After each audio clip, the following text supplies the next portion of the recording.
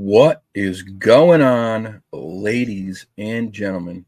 It has been a long time. I Yes, am it has. sorry for the absence, but as you all know, or maybe you don't, I don't know. It seems that some people don't know in the YouTube community um, that we are human beings. Sometimes we need to take time off and take care of things, and some people don't get that, and they decide that if you're not here for a few weeks, they go, "Yes, well, I'm unsubscribing. See you later." Well, all right, you do you, pal. Um, you know me. I'm not biting my tongue anymore. I've done that long enough. There you go. Um, There you go. not doing it. You know, it's just it gets tiring, man. People don't understand. It's really exhausting to have all your regular stuff that you do daily, work, run errands, whatever it is, um, and then to do this. Live streaming is a bit easier than doing like a full produced edited show. Obviously, good to see you guys. Thank you for being here. I appreciate you all. I hope you know that.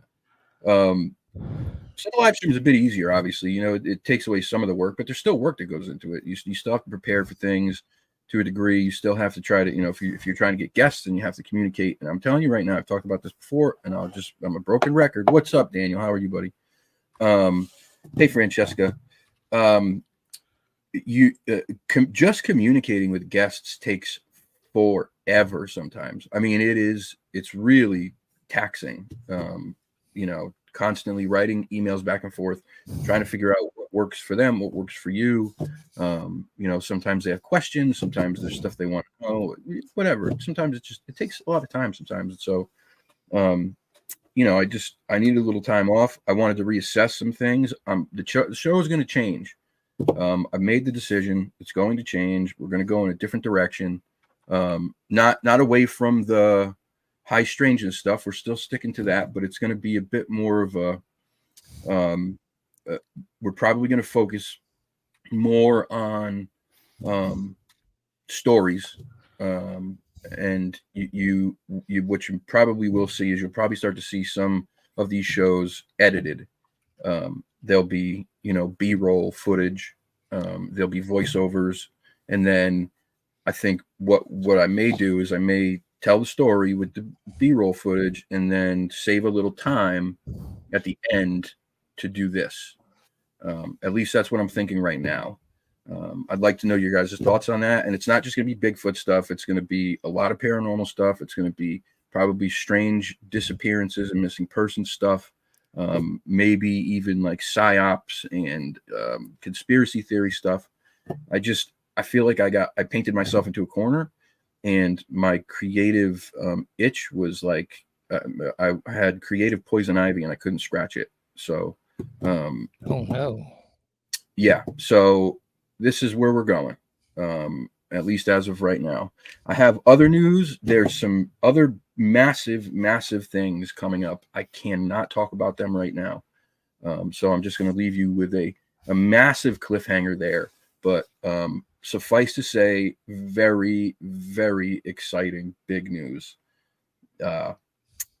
And soon enough, you will all know. It's not going to be very long.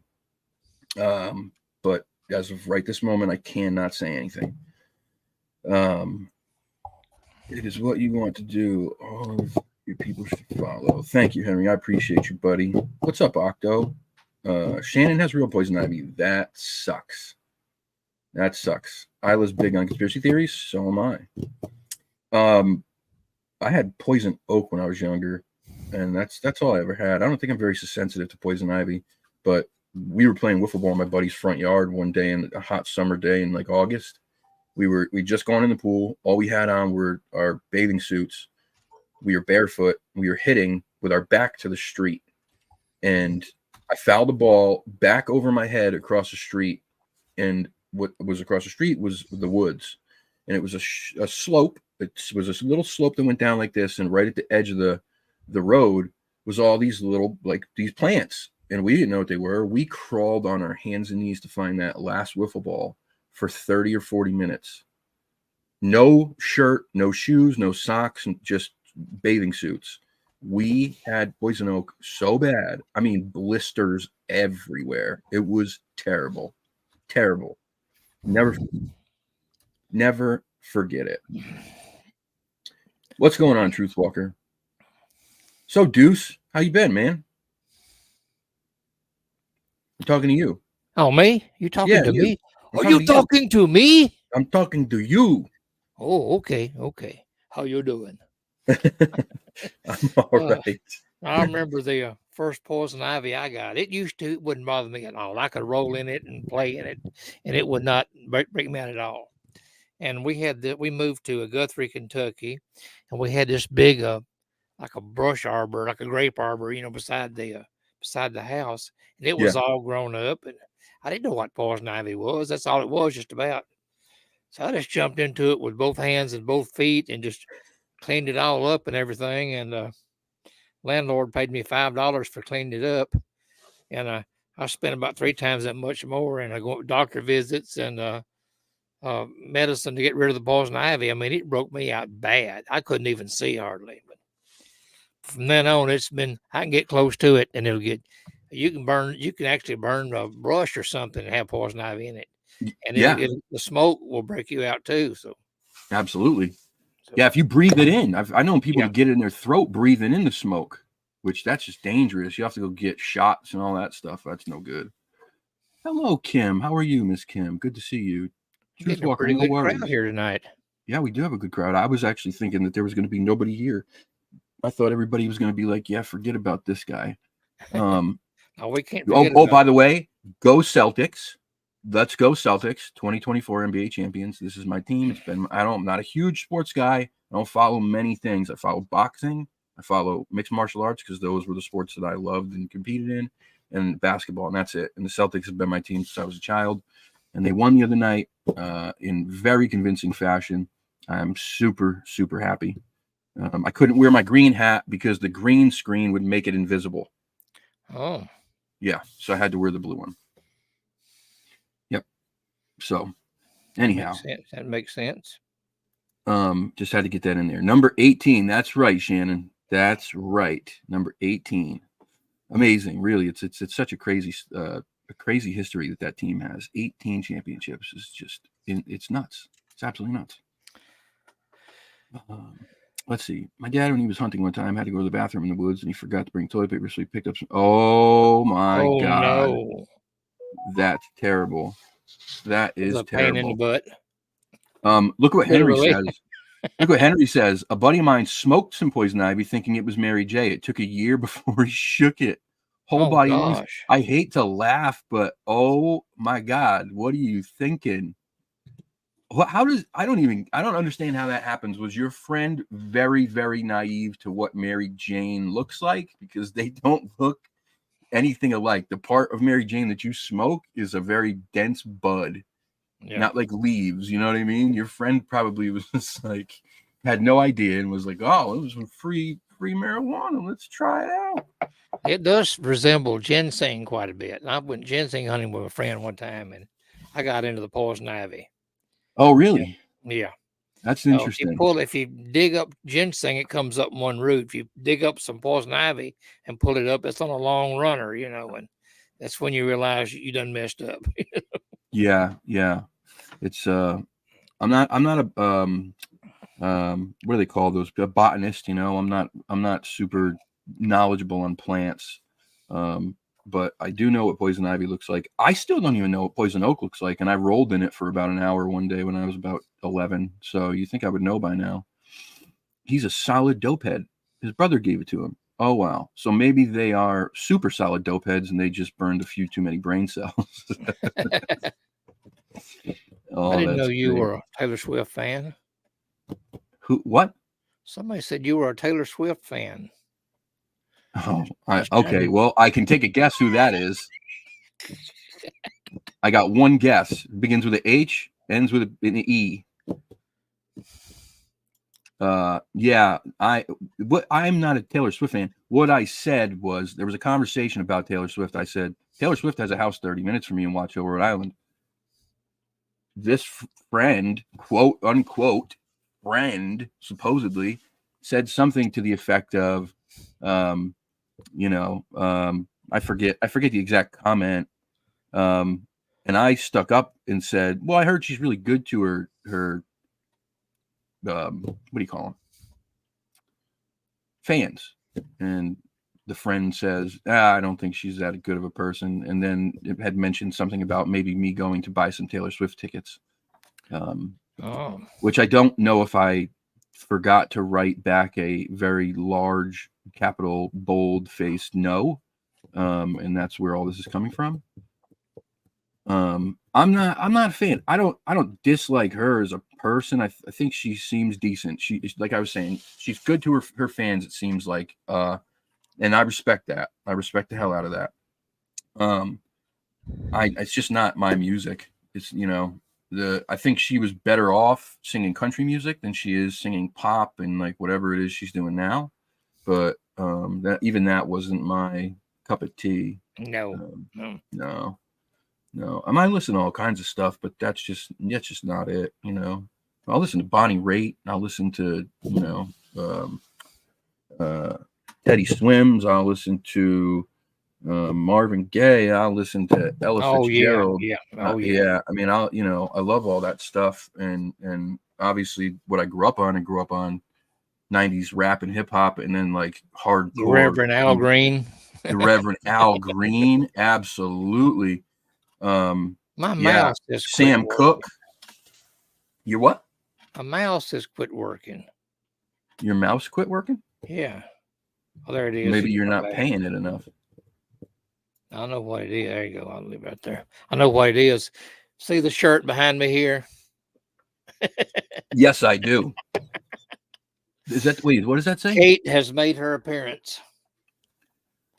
So, speaking of the Bell Witch, I watched I didn't say the word. You did.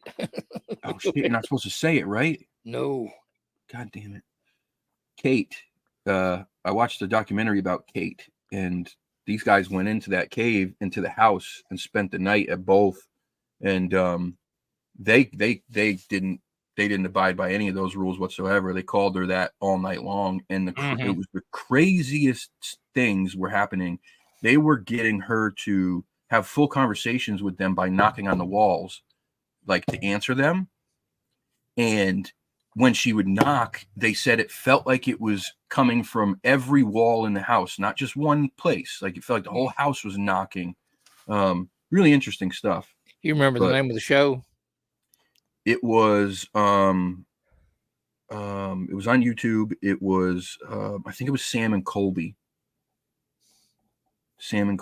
I think that's who it was.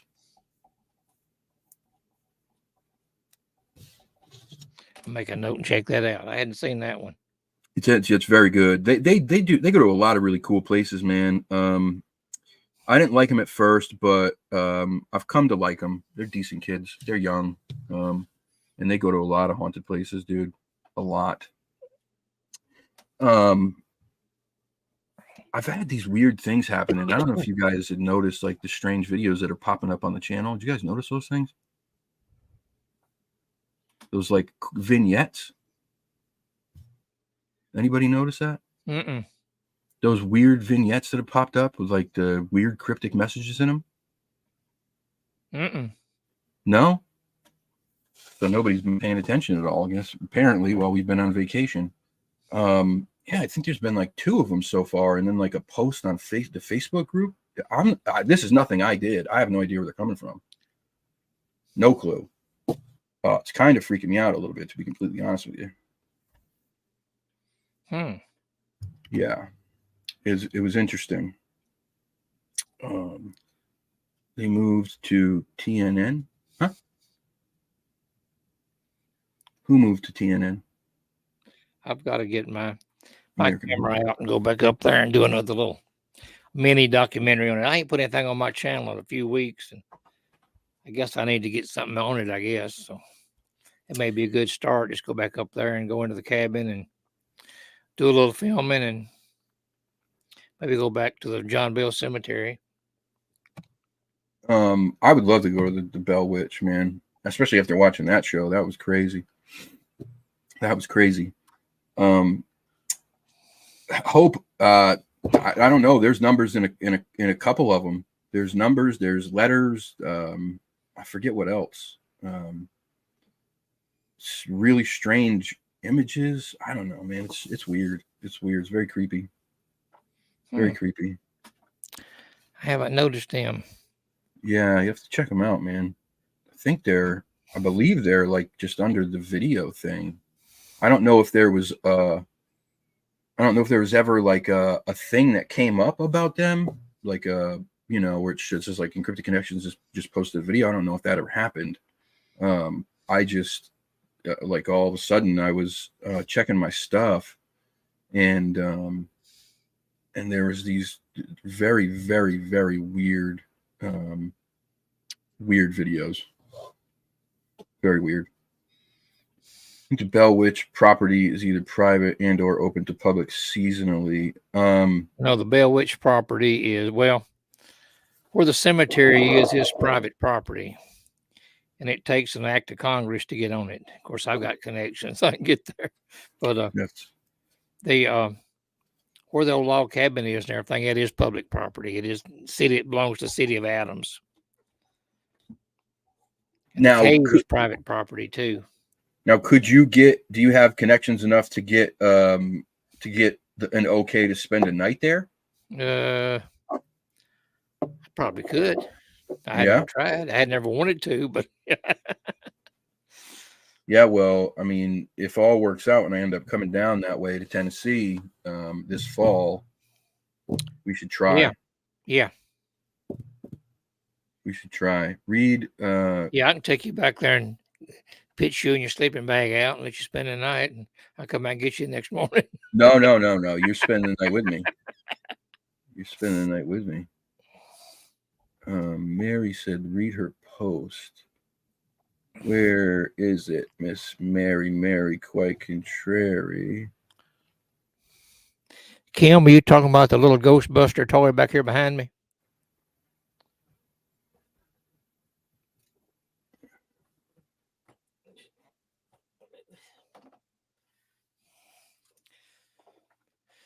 I'm going to bring this down to probably to McMinnville. The Bell family. Tennessee Wild Man. Earlier post, God, the Bell family was from Edgecombe County, North Carolina. They moved to Tennessee, 2 counties over. Okay. Yeah. That's what you were saying. All right. Sorry. Sorry, what were you saying? I was going to show Kim. This is a REM pod. I made this little toy into a REM pod. It's an actual, that thing's so cool. An actual working model. Yeah, a lot of hours went into that. That thing's amazing. Original, and as I could, I tried to hide everything. I hid everything but the antenna, and I couldn't figure a way to hide it. So, but that's one of my toys. Yeah, I'm gonna take some of these down to the Tennessee Wild Man convention in August and set them on the table, and somebody may want one of them. I don't know. You never can tell. Never hurts to try. Right. So let's do this. I'm gonna do a little bit of narrating and reading here about this case that I want to talk about tonight. I don't know if you guys are familiar with the Enfield poltergeist case from the UK in London, England, back in 1977 and 1979. So the Enfield poltergeist, this is one of the scariest possession exorcism stories I've ever heard in my life. And it was documented by many different people. So it was a claim of supernatural activity at 284 Green Street, Council House in Brimsdown, Enfield, London, England, between 1977 and 1979. The alleged poltergeist activity centered around sisters Janet, age 11, and Margaret Hodgson, age 13. Members of the Society for Physical Research or Psychical Research, such as inventor Maurice Grosse and writer Guy Leon Playfair, believed the haunting to be genuine, while others, such as Anita Gregory and John Beloff, were unconvinced and found evidence the girls had faked incidents for the benefit of journalists. Members of the Committee of the Scientific Investigation of Claims of the Paranormal, including stage magicians such as Milbourne Christopher and Joel Nickel criticized paranormal investigators for being credulous, whilst also identifying elements of the case as being indicative of a hoax.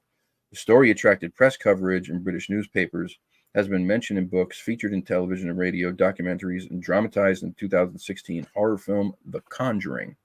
So that's where The Conjuring 2 came from, was from this case. In August 1977, single parent Peggy Hodgson called the Metropolitan Police to her rented home at 284 Green Street in Enfield, London, saying she had witnessed furniture moving and that 2 of her 4 children had heard knocking sounds on the walls.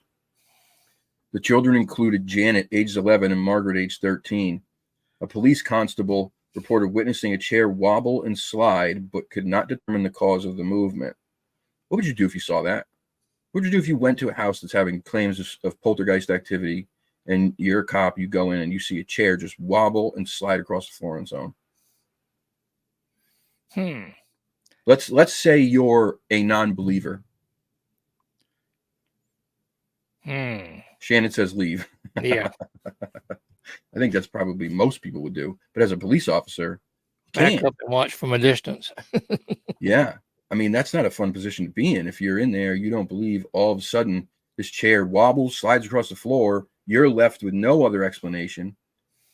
If you're scared to death now, you're like, what in God's name is going on here? But you can't leave. You got to stay. It's your job.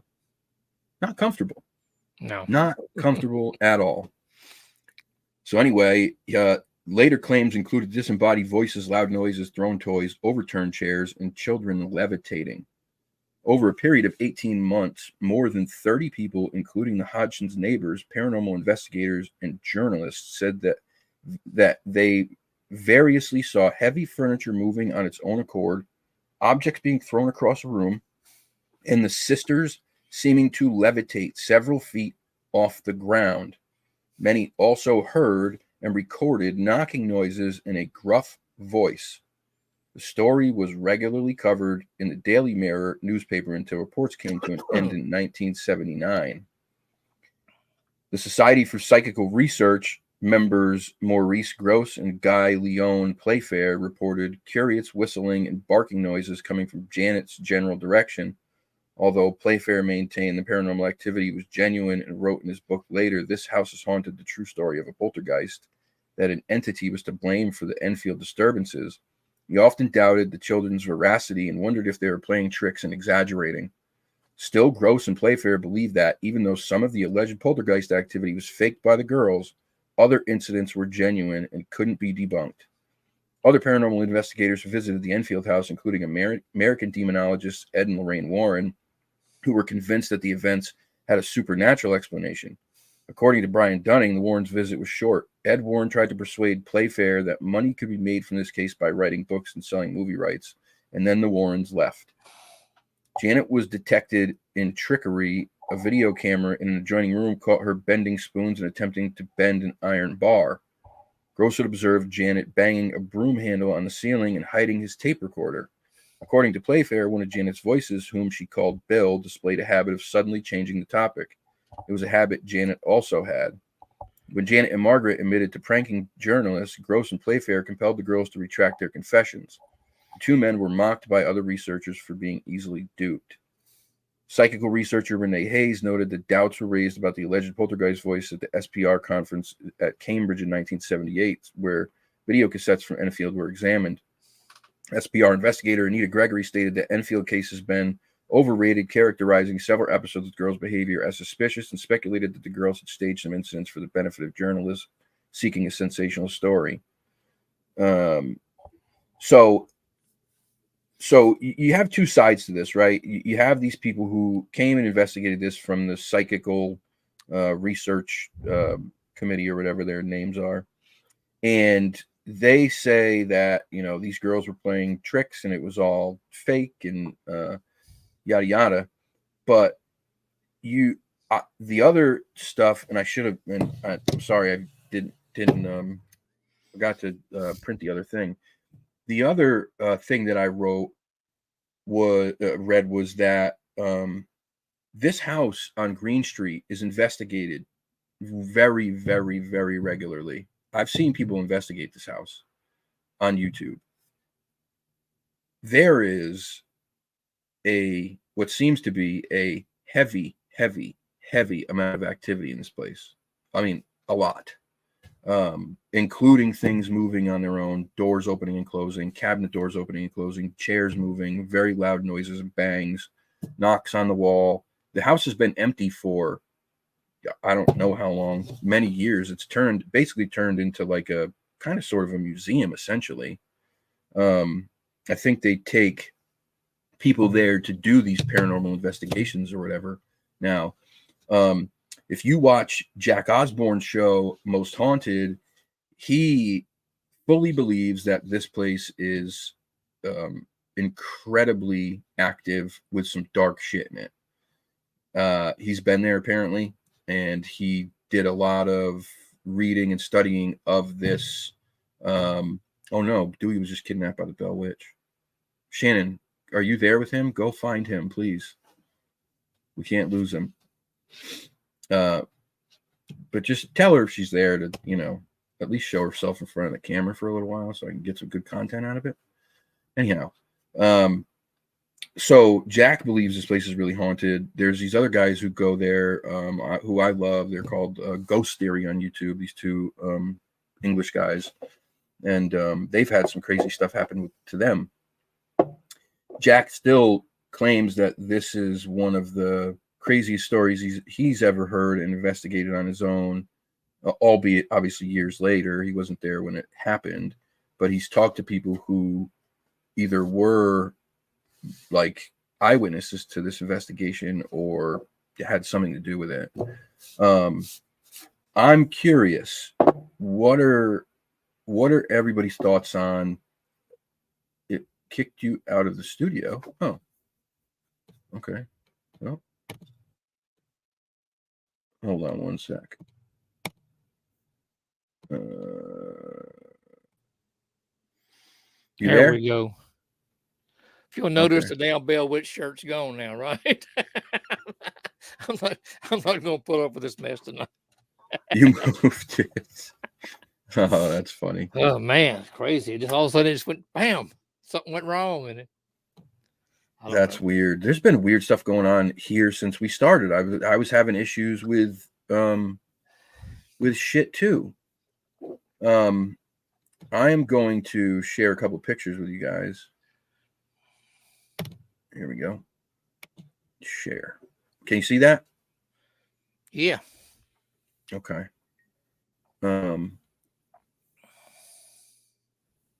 So this is the house on 284 Green Street. This is the house that apparently all this stuff happened in.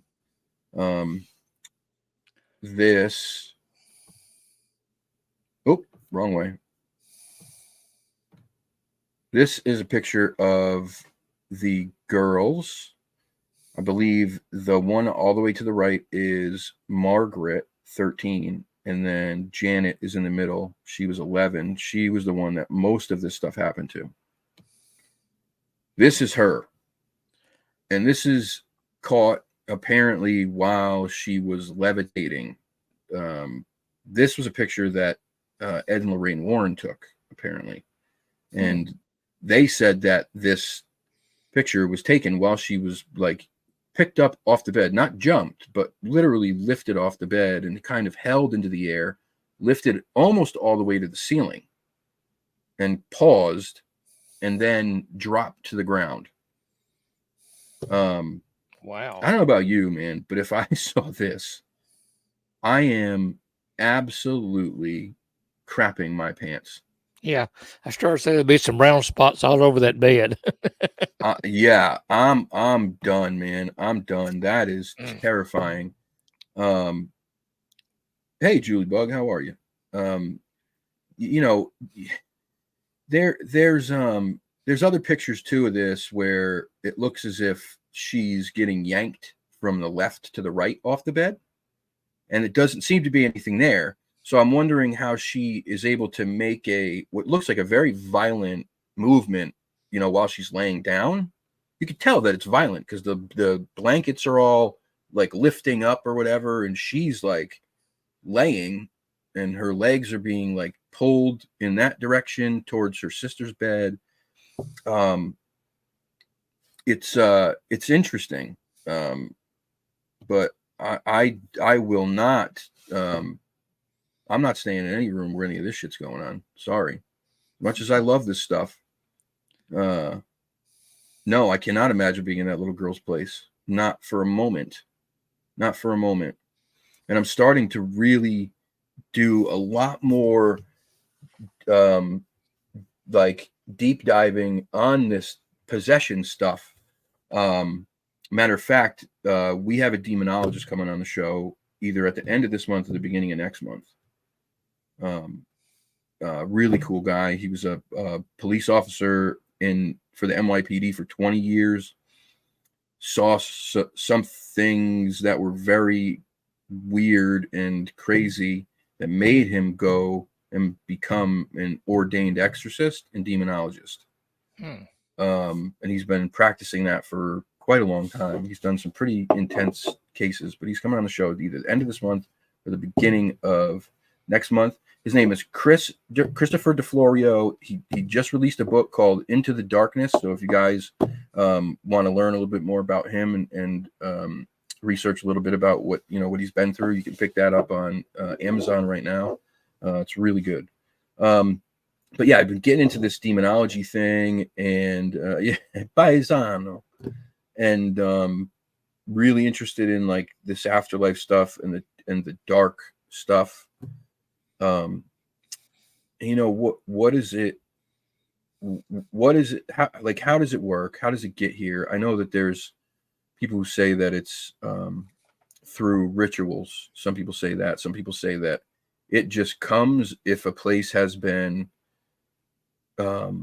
stained with many dark things, lots of violence, lots of sadness, lots of darkness, that it attracts these really bad energies, and it continues to do that over and over and over. And so there's a place actually, Dewey, you ever heard of this place called KC Cemetery in Kentucky? They call it the Gates of Hell Cemetery. I have heard of it. Okay. So this place, the floor is lava. You talking about the one that Edgar Casey is buried in? That I don't think so. That would be the Hopkinsville. No, Riverside, a Riverside Cemetery, I think is what it's called in Hutland. But yeah, no, I don't know much about that one. This one is basically an abandoned cemetery. It's down a dirt road that goes to nowhere, out in the middle of the woods, and it's been desecrated over and over. There's been rituals performed there. Wow. His Excellency, I think that's what you call a bishop, Bishop James Young from the Archdiocese down there, is an ordained exorcist who's performed more than 30 exorcisms. He's also a paranormal investigator, and it was him and I think like 5 or 6 other clergy members who gave that cemetery the name, the Gates of Hell Cemetery, after they were called to go there they got a phone call from a lady. She said, "Hey, listen, I live in the area. We would take rides down there because it's a really beautiful place during the day, even though during the day you still feel pretty creepy." She said, so we would go down there. She said, and there's all this evidence of these graves being desecrated and rituals being performed. There's, animal carcasses and all kinds of stuff. Could you guys go check it out? So they go check this place out. And when they get there, they have what he says is the most intense paranormal activity that he's ever experienced in his life. And he's been on 30 different exorcisms. Okay. At least 30. He said it's the scariest place he's ever been. They talk about, different types of creatures being there and capturing the craziest growling EVPs and shit like that. You whenever you do any of this paranormal stuff, you're taking a chance, because you just don't know. You don't know what's going to answer back. You don't know what's going to answer back. And I think that for me, is the scariest part of the paranormal stuff. You know, when you go out there and you think that you're going to communicate with spirits that you want to communicate with, and then something else decides that it's going to pop up, and you don't have any control over it. You and me don't have the power to stop something like that. Oh no, no. No, absolutely not. Absolutely not. You know, we back in the 80s, we had a undertaker that was going around. He would bury somebody, and then after everybody left the cemetery, he'd go back that night and dig them up, retrieve the coffin, dump the body off in a hole and cover it up. Several times they'd done that. They found a lot of things he'd done that way. But anyway, everybody was kind of leery of undertakers around here. When Dee's mother passed away in '89, we had the funeral up at Greenbrier Cemetery, had the burial up there, and they wanted. This is just a little while all this was going on, so I volunteered to stay back and kind of watch and make sure everything was done proper. You know, after they put the casket in the ground and everything. You know, so they took the tent down. It started pouring down rain. I mean, pouring down rain, lightning and carrying on. Here I am. And they didn't pack the tent up in the truck and everybody's gone. I'm on one there in the cemetery. There's all these big, tall cedar trees and everything. I'm standing under, you know, trying to stay dry. Here I am in a suit and tie and everything, you know, and it is pouring down rain and lightning. I look off in the bottom. There's this little block building off in it, kind of like a little caretaker's shed, I guess, where they stored, you know, rakes and shovels and things like that in. So I hoofed it down there to it. Getting ready to open my door up, I see all these devil worshiping signs painted all over it and everything, you know. Oh God! Now I happen to remember they had been doing that. Some cult had been meeting there and doing some devil worshiping, you know, ceremonies, you know. So anyway, so I thought, you know, I'm not going in there. I'm going to take my chance with the lightning. So I did. I went back up in the middle of the cemetery and just stood there in the pouring rain. And finally, maybe 30, 45 minutes later, they come to pick me up, and I was drenched, and I was madder than a wet hen. You know? Anyway, I survived anyway, so I wasn't going in a little hut for nothing, you know. At least you didn't get possessed. Jeez Louise. Yeah, exactly. Yeah, that place was scary. Yeah, there's so many of these places around the globe, I think. And then the other thing is that I sincerely believe that the veil is thinning. Like, oh yeah, at a faster rate than it ever has before. And I think it thins more when people believe. Yeah. The more people believe, the more that veil gets thin. And I think you're at a point now where people have started seeing enough things that they're starting to believe and talk about these things out loud, which gives this stuff maybe some energy, maybe it gives it, you know, a power to present itself, to, you know, inhabit more places and stuff like that. I don't know, but I think there's something to it. You know, I wonder, Kim says she wonders sometimes if we as Homo sapiens are changing and maybe becoming more aware of these things for whatever reason. Yeah, I wonder the same thing. I think we are. I mean, I think we're definitely becoming more aware of these things, which is, it's almost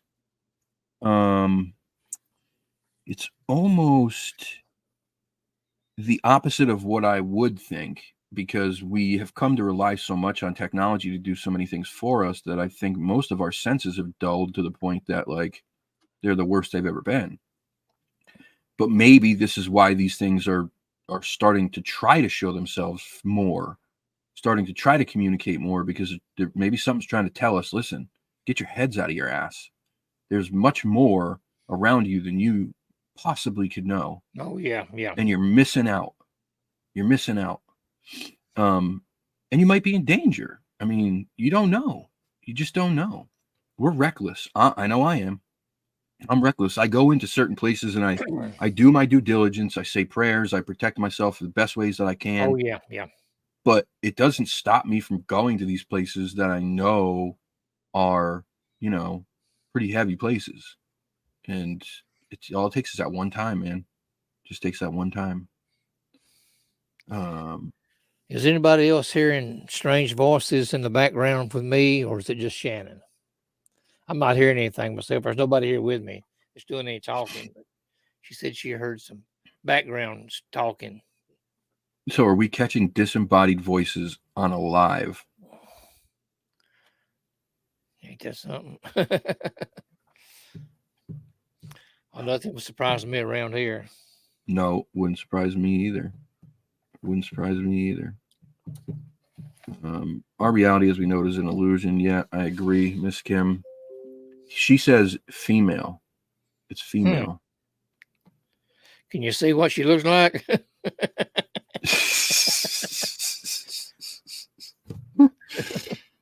Oh, yeah.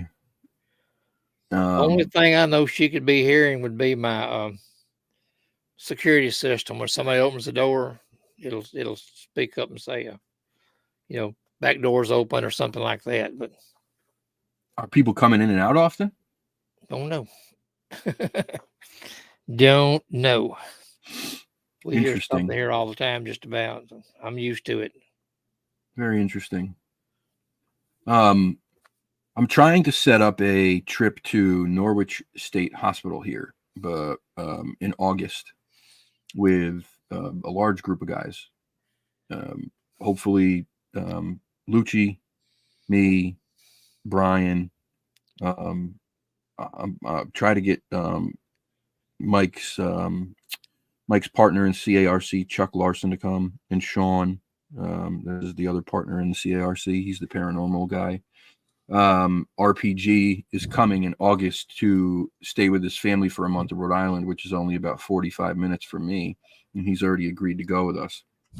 So that's something that we're planning on doing. I figured I'd tell you guys that.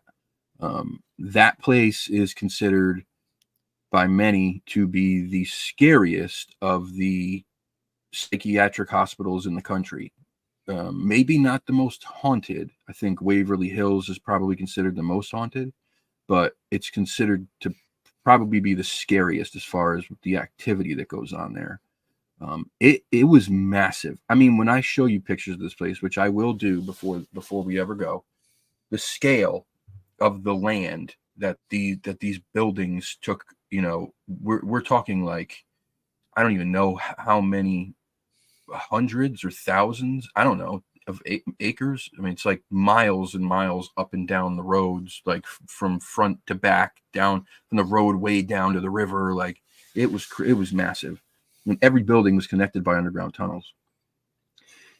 That place was, like many others, they performed a lot of terrible stuff there, and people were left in their soiled diapers, in urine-soaked beds for hours, days, starving. There was a nurse that talked about how, this is disgusting, so earmuffs if you don't want to hear it, because it's very disgusting. It's disturbing. There was a nurse that talked about how the people were starving so bad that she watched 4 men, when a toilet backed up, go chase down the feces in the hallway to eat it. I mean, this is how bad these people were starved. Damn. I mean, you're talking about just the most horrific, awful treatment that you could possibly imagine. Lobotomies that were screwed up, electroshock therapy. There were rapes there. These people were not. It's not like they were able to go like together and be alone to have sex, but women were getting pregnant. So how's that happening? And Yeah. the administration just turns a blind eye to it. There were different doctors there that would do terrible, terrible things. Obviously, when they were getting paid bad, they weren't educated the right way. There was not enough staff. It just led to horrific conditions, and it was for decades, man, decades. And there was also a ward for the criminally insane there. And, you know, the criminally insane are the very violent, you know, the most violent of the violent. I've been there before, I think 3 times, maybe 3 or 4. I don't remember exactly, because it was back when I was like in my like 19 to like 24. We went a few times, and we had, every time we went, we had stuff happen. I mean, you could see full bodied shadow people, clear as day. Not even like I think I saw something. No, you were looking at them and seeing they were darker than dark. They looked damn near solid. There were screams, like disembodied screams. There were things being knocked over, thrown, bangs. Like it was one of the scariest places I've ever been. Matter of fact, I'll say it's the scariest place I've ever been. We were something there. It grabbed my friend. She was a female, and she said she got grabbed on her arm when we were in there, and we just all ran out, and that was the last time I ever went there. But this is Norwich State Hospital in Norwich, Connecticut. It's about 15 minutes from me. It is literally directly across the river from the Mohegan Sun Casino. Like, you can look at Mohegan Sun from the grounds that Norwich State Hospital is on. If you go on YouTube, there are plenty of people who've investigated there. I'll tell you, the best one that I've seen so far is the kid Colin with the funny hair from the Paranormal Files. He just did it only a few months ago, and it was intense. Like, it was they ran out of there. They left in the middle of their investigation. They took off, and I don't think I've ever seen them do that. They've been everywhere. You know, like Goatman Bridge, Donkey Lady Bridge, the Gates of Hell, the House on Haunted Hill, Ohio State Reformatory, Waverly Hills. They've been everywhere. Pennhurst, and I don't know that I've ever seen them run during an active investigation. They just grabbed their shit, got in the car, and left. So it's a very, very sad place. You know, it was a tuberculosis hospital. It was a psychiatric hospital. It was for people with developmental disabilities, mental health disorders, physical disabilities. And there were so many people, man. There were so many people. It's really sad. Really sad. You ever been any place like that? Mm-mm. No? Nothing that terrible. Nothing that, you know, I've been to a few haunted houses, you know, and stuff, but nothing like that. No mental asylums or anything? Mm-mm. Yeah, they got a different feeling to them. That's for sure. It's inpatient or outpatient? It's inpatient. They couldn't go anywhere. Well, what's really crazy though is when it closed. Inpatient or outpatient? Oh, well, you meant what? You? Definitely inpatient. Definitely. I'll be in the room next to you. What was really crazy is when they closed it because Old Hospital on College Hill. Yes, I have. That's another one that's really cool. I definitely have seen that. If you guys haven't watched anything on Old Hospital on College Hill in Williamson, West Virginia, it's a really cool one. When it closed in 1994, I believe, it closed for budget cuts, is what they said. They took some people and they relocated them. The rest, because so many programs across the state were shut down, the rest they just released into public. Do you get that? They just released these people. They were like, see ya. Bye-bye. Go ahead. Fend for yourselves. Wow. I mean, obviously they didn't release the worst of the worst. They released the people who were the more, more capable. But how do you do that? It's just sad. And I worked with these people at different programs, throughout my years as an adult. The saddest thing when you're talking to some of these guys and they're high functioning.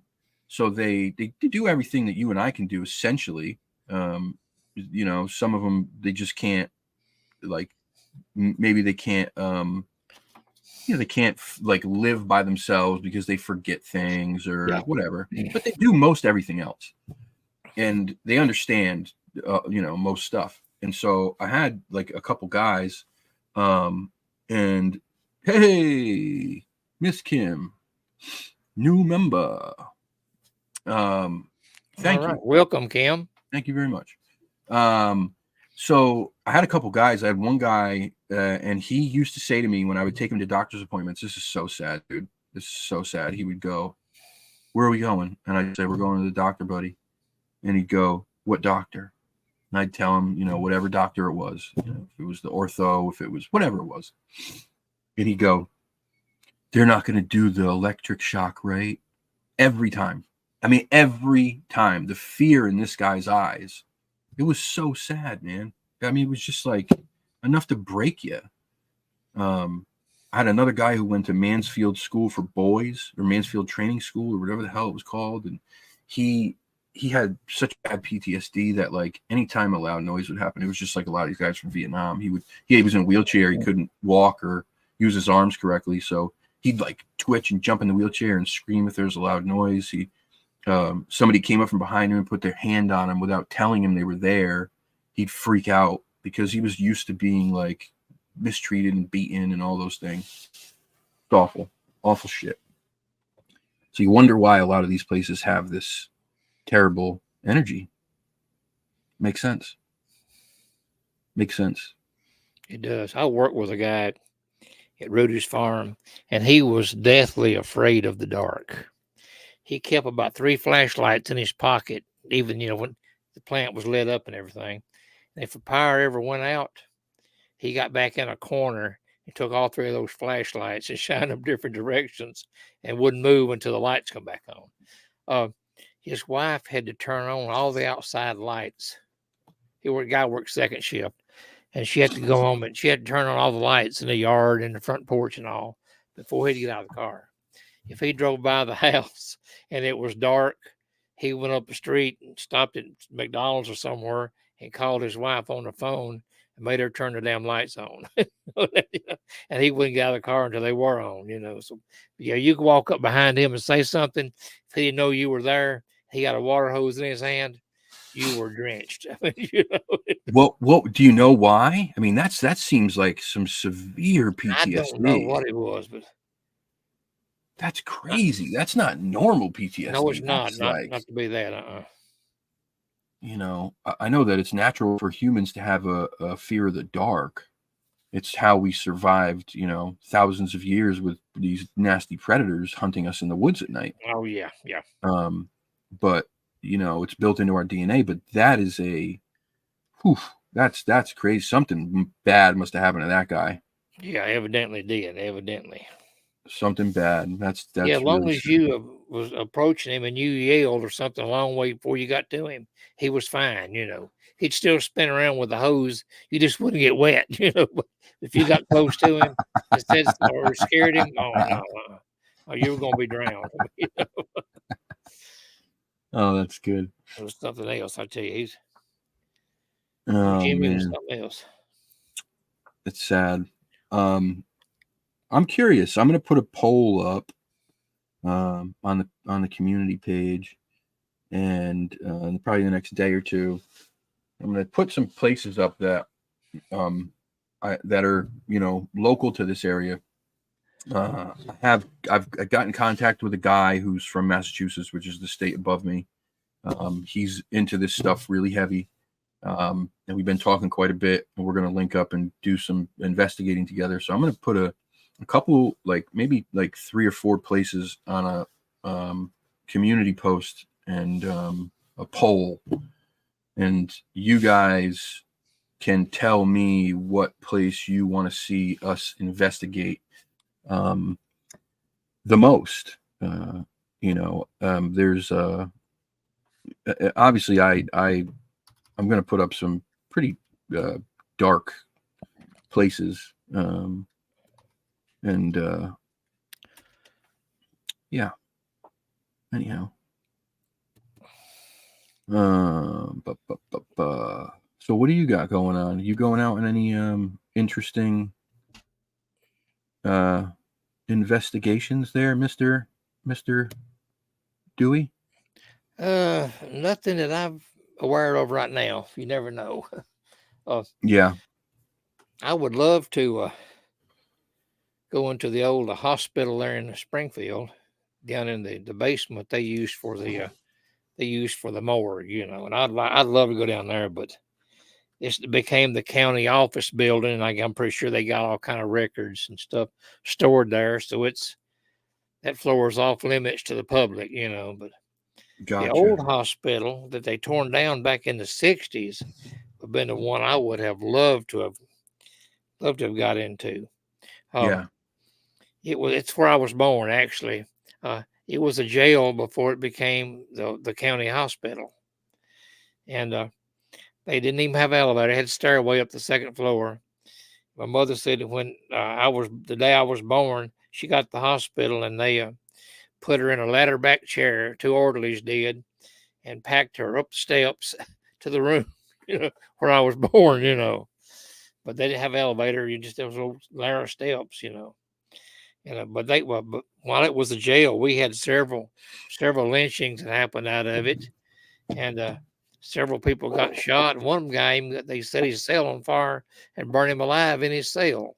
So I would love to get up there and do something with that. But like I said, they tore it down and then built a new jail on its site, you know. So, and where they hauled their stuff off to, I have no idea. But it was just a shame. It's a big old nice building. It was built back before the Civil War. It was an old building. Oh, wow. I loved got in there and done a little investigation to it. Yeah, I love those old buildings like that, man. Especially those really old, like castle like jails. They're just so neat. You know, I think like Hope, what's it called? Ohio State Reformatory looks like that still. Penhurst, I think, looks like that. You know, very, really old with the stones and the big tall walls and the towers and all that stuff. They're so cool looking, man. They're so cool. I live in the Pine Barrens. Maybe, gosh, I don't know. Actually, that's a good question. 3.5 hours, maybe. I'll tell you right now.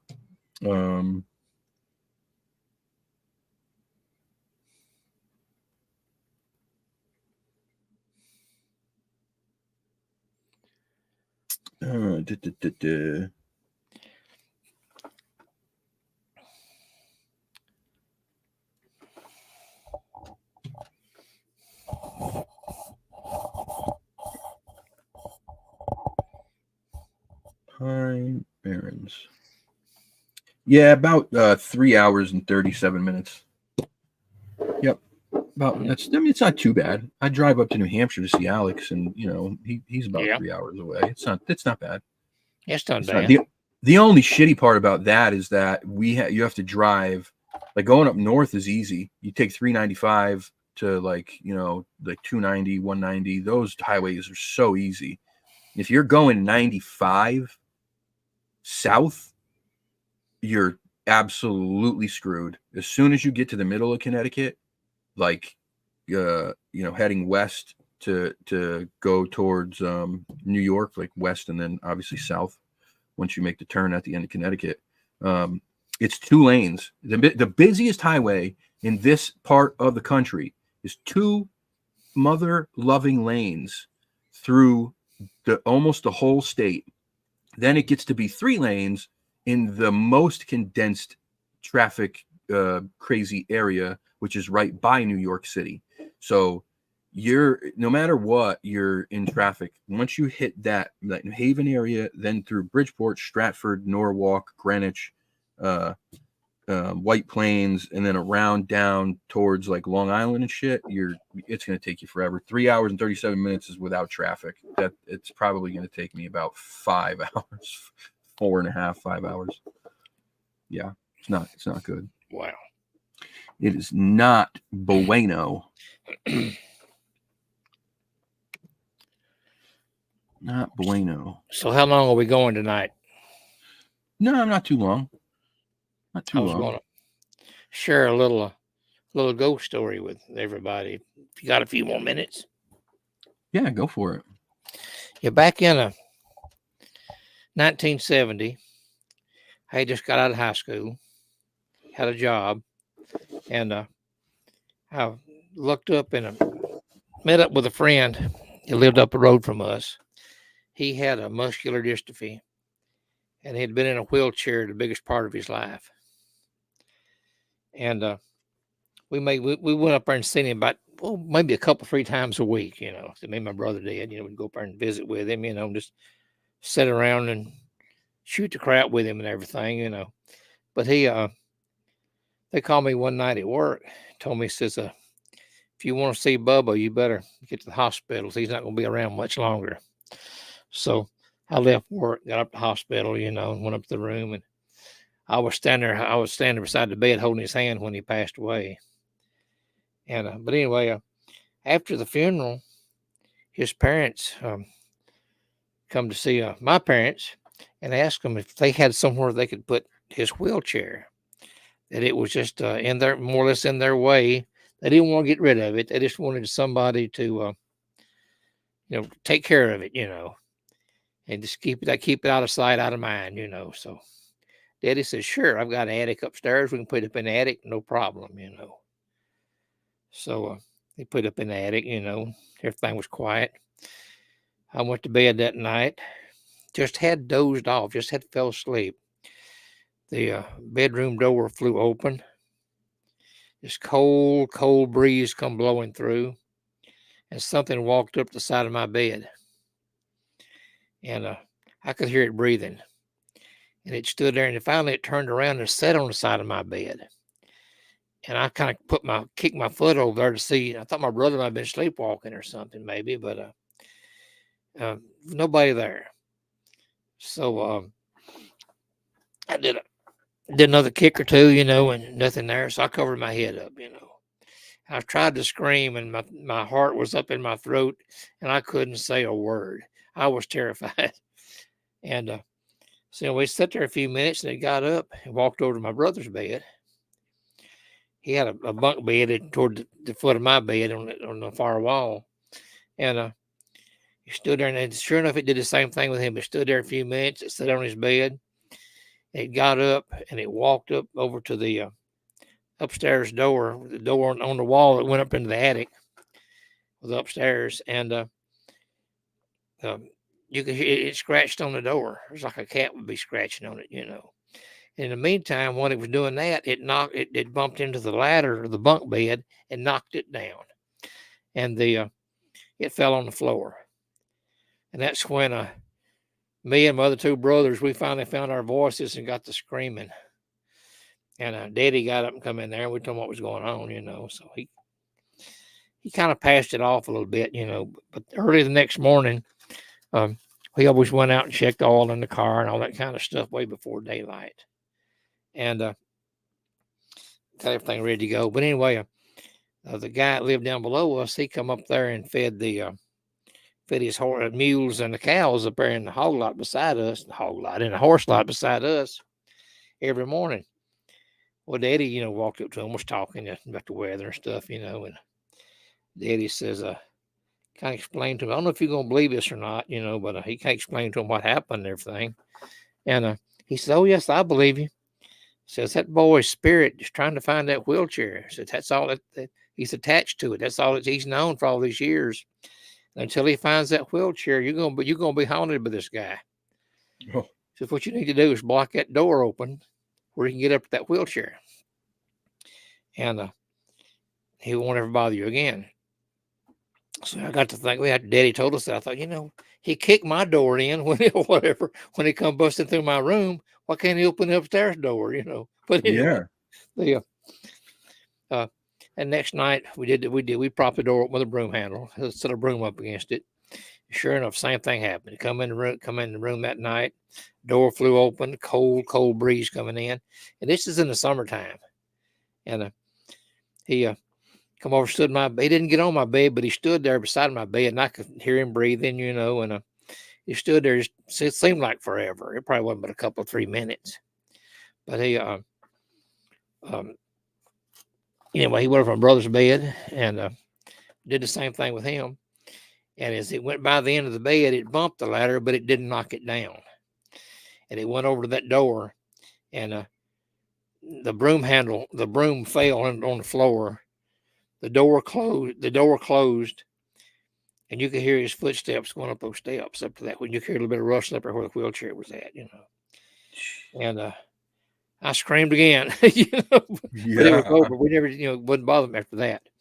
But after that, Mom and Daddy moved a couple of times after that before buying their own place, and they always moved a wheelchair with him. But he made a promise, he'd take care of it, And but anyway, they moved it twice that I know of, and every time somebody played in that wheelchair, they had nightmares at night about Bubba chasing them, and all that kind of stuff. My brother, he wouldn't even get around a wheelchair. My little brother wouldn't.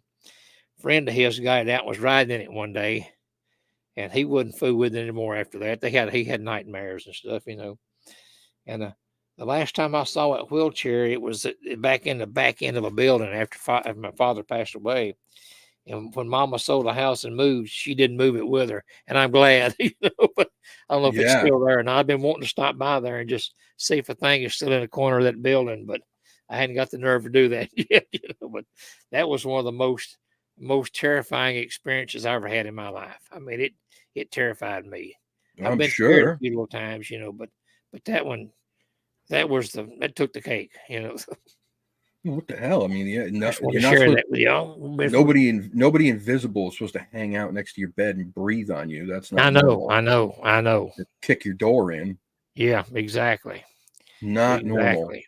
Of course, a few years after Mom and them moved out, the old house burned down, and I'd have loved to got back in that thing one time and done some. I don't think I went back in the attic after that. The best I remember, I don't think I ever went back up there again. Jesus. But it What was about the it was window creepy. that wasn't really there? What's that about? What's that? The window that wasn't really there? Shannon Oh, said? that was another. That was my first full body apparition I ever saw. That was a few years before that. That was about 1964 when that happened. And what the hell happened? I'll share that. I'll share that in some other night. I'll save that. Okay. All right. All right. Well, that sounds good. Was anybody going to the Bigfoot conference in Gatlinburg next month? No. Nobody going? Not. Definitely not. I done got my tickets. I'll have to go, I guess. But if I hadn't had my tickets, I probably wouldn't have fooled with it probably. But I'm going to the Wild Man Conference August the 10th in McMinnville, Tennessee. That's going to be a good one. Nice. Very good. I'm speaking on UFOs and the Thomas Mantell case and things like that. So very good. Trying to get my presentation done. I don't know if I've only got 45 minutes to do this, and I might cut it way down to do that because I got a lot of stuff I want to talk about, especially the Mantell, incident. But right. I'll just tell them enough to get them interested, and maybe I can sell them a book maybe afterwards. There you go. That's it. Leave the cliffhanger. Exactly. That's how you keep people coming back. If you want to hear more, visit my booth. Speaking of cliffhangers, before we end the show, I want to share. This is one of the videos that I got that was sent.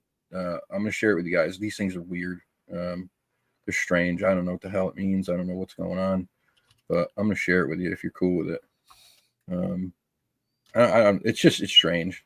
There's like 3 or 4 of them I think now on the channel. Weird numbers and letters and I don't know. Anyhow, it seems to be that it's like trying to tell you something. I don't know what. So anyhow, let's see. Is it not going to work?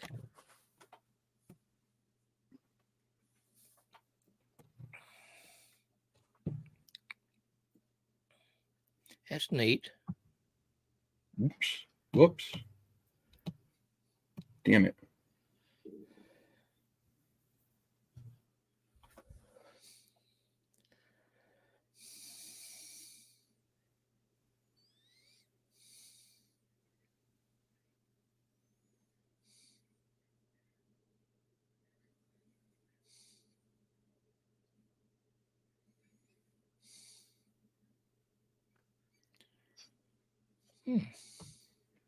Weird shit, man. Weird. That was neat. Weird stuff. Weird stuff. But there's about 3 of them now. I don't know what the hell it means, but it seems you can't hear it. You couldn't hear it? Could you hear it, Dewey? No, I didn't hear anything. Really? Hold on, let me try again. I don't know why it wouldn't. Screens let you share audio. Look for the share audio checkbox in the next window.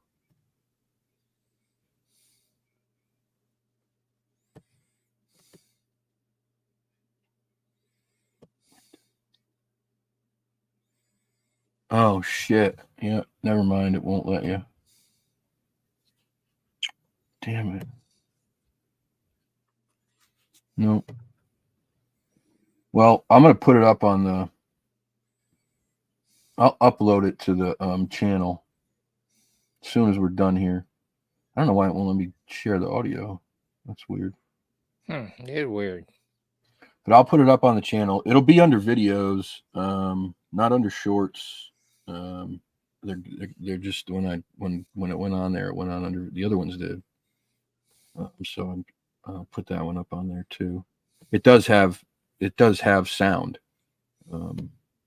Weird sound, very weird.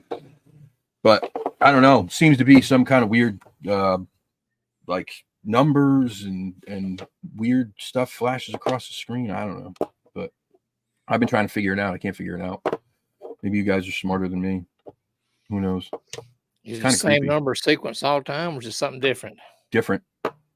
Different. There was one from the previous one, the one that was like, I think last week. And there was a new one in this one. And then there was like, I don't know, it was like 2 or 3 different letters. I don't know. It's weird, man. It's weird. I was trying to Google some of it and I didn't really come up with much, but I haven't had a whole lot of time to do like a real heavy dive into it. I'm really interested, but I just haven't had time to really look into it. So anyhow, while I was asking him, I see some sequence of numbers pretty regular. 444 is one of them.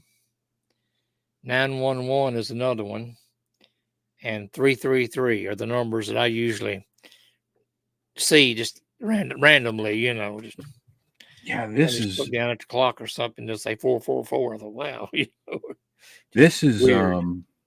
This is like it had like numbers and letters. Obviously there was stuff talking about friggin' satanic cult in there, being probed about murders. It keeps talking about time, like time is up, time, whatever. I don't know. It's creepy shit, man. Creepy shit. But maybe someone's about to murder me. I'm not sure. Who knows? Seems to be important though, because they keep coming. I don't know what that means, but I think maybe you should probably pay attention. If you guys are smarter than me, so can you get you out there can figure out. Can you get a screenshot the next time it happens? Maybe. Can I what? Get a screenshot of it. Yeah, well, yeah. I mean, it's like I said, it's on the channel. They're all posted on the channel. The videos are in under the channel. Okay. This one's not yet because it came in like before we went on, but I'm gonna post it. Matter of fact, I'll do that right now. Let's do that. Let's what am I doing here?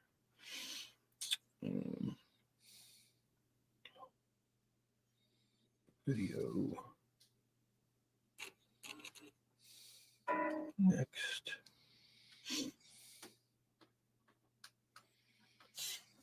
All right, I'm gonna post it now. So anyway, if I've heard if you chew gum, the song will leave your brain. Yeah, one of them doesn't have a song. 2 of the other ones do. There's weird noise and static and like strange. You got to watch, really. If nothing else, they're really interesting. I mean, they're only like a minute, like 40 seconds to a minute and a half long. It doesn't take a whole lot of time, but they're really interesting. So I don't know. I can use someone's help. Someone smarter than me. I'll check them out now that I got my computer back up and working. All right. I got to get out of here. My battery's about to die. Of course, I forgot to bring my charger over here like a dummy. But guys, thank you so much for still sticking with us. Like I said, sometimes you need time, to just do some stuff for yourself and get things in, get all your ducks in a row. And if you weren't here for the beginning of the show, please go back and watch the beginning of the show. The show is going to change. The format's going to change. I want you guys to go back and see that so you know what's going on. And there's massive, big, gigantic news coming. Like I said, I can't talk about it right now, but very soon you will hear about it. There's a couple other things coming too.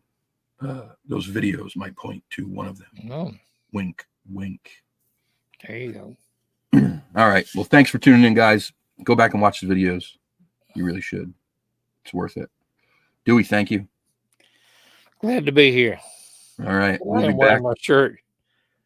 The man, the myth, the legend. The myth, the legend. The Deuster. That's right. Does it say Deuster on the back? It's got to say Deuster. No, it needs to. Deuster with a big number 1. Yeah. Yep. Yeah, well, there you go. Yeah. Tell Stitch Witch get on it. There you go. Yeah. This has to be screen printed, I guess, but. Well, you get it done. Come on. Oh, yeah. She can do it. Yeah. All right, guys. We're out of here. Like I said, go watch the videos. You should. You really should. I promise. Everybody have a good night and be careful and keep your head on a swivel. All right. Good night, guys. See you next week. Good night, everybody.